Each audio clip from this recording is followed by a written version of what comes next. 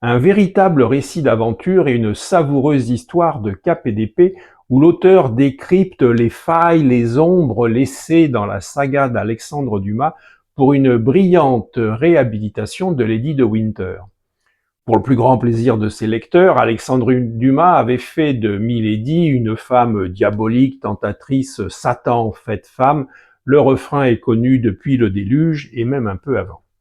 Cela participait d'ailleurs un peu au charme de son épopée. On sait qu'il n'y a pas de bonne histoire sans un méchant ou une méchante très réussie.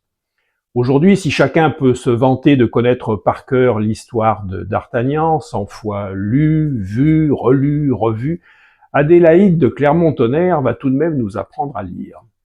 Lire entre les pages, entre les lignes de Dumas, nous faire découvrir quelle était la femme qui pouvait se cacher derrière le personnage de Milady, dévoiler l'histoire, le passé de cette héroïne au charme vénéneux.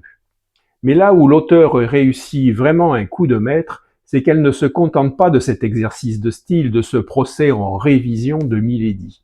Elle n'oublie pas de nous servir un véritable récit d'aventure historique digne des meilleurs romans de cap et d'épée. Le plaisir est donc double ici. Il y a celui d'une histoire au charme suranné, servie par une belle prose qui épouse le style d'antan, mais sans trop en faire.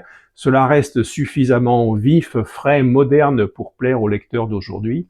Et puis le plaisir de découvrir un très beau portrait de femme qui réussit à faire entendre, je cite, une voix de femme au temps des hommes, une voix résolument contemporaine, assourdie jusqu'ici par le fracas des armes des mousquetaires.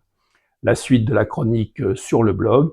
Bon voyage au temps de Louis XIII et de son cardinal.